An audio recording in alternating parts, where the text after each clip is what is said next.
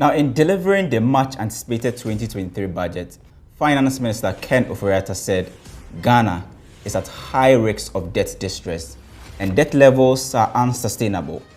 In simple terms, Ghana is finding it difficult to carry a debt burden worth 575.6 billion Ghana cedis as of November 2022 and may not be able to service its loans as planned. Hello, my name is Isaac Ofieje and welcome to Talking Numbers.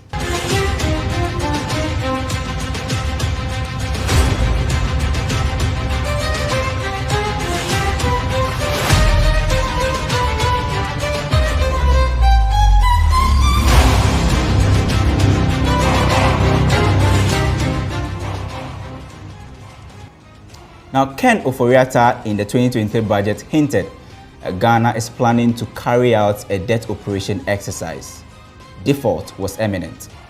This was to create enough fiscal space for a 3 billion IMF extended credit facility program for the Bretton Woods institution. On 4th December 2022, the government fulfilled its sovereign component of the bargain.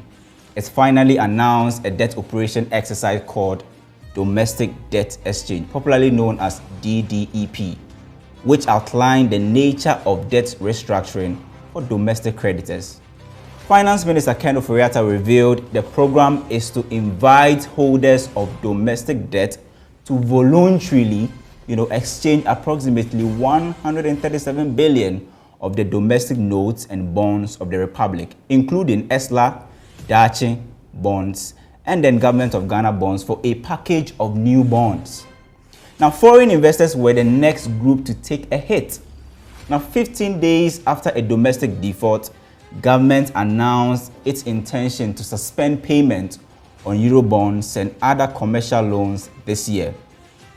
Now, the key question is, can Ghana survive without a successful debt operation exercise or restructuring? Now, let's look at what the numbers say.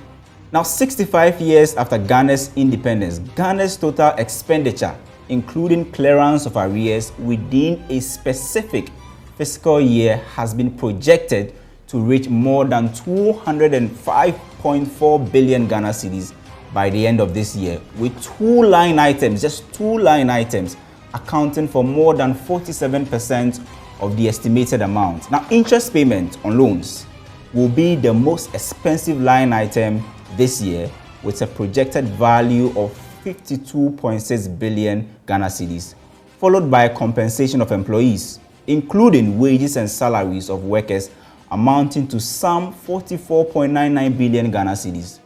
Now, interest payment on loans for this year is 46.8% of tax revenue, 36.5% of projected revenue, and 31.3 billion Ghana cedis will be spent on domestic interest payment and the other 21.3 billion on external payments combined. Now, 31.3 billion Ghana cedis will be spent on domestic interest payment and the other 21.3 billion on external payment. Now, combined, projected interest payment on loans, which is about $5.2 billion, is almost twice the 3 billion bailout package from the IMF. We've been studying, the 2021 debt report released by the Finance Ministry, and total external debt service, and including principal payments, interest payments, and charges between 2018 and 2021 amounted to $9.52 billion. Now, external debt servicing in the period under review cost the state, on average, $2.4 billion every year.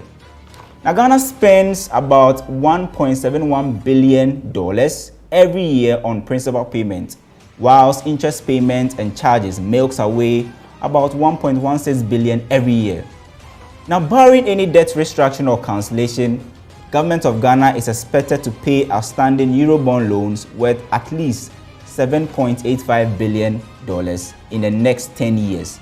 9 of the outstanding Eurobonds maturing in the next 10 years could cost government at least $7.85 billion, with about $3.7 billion, which is 41.3% of the total amount expected to be serviced in the next 5 years.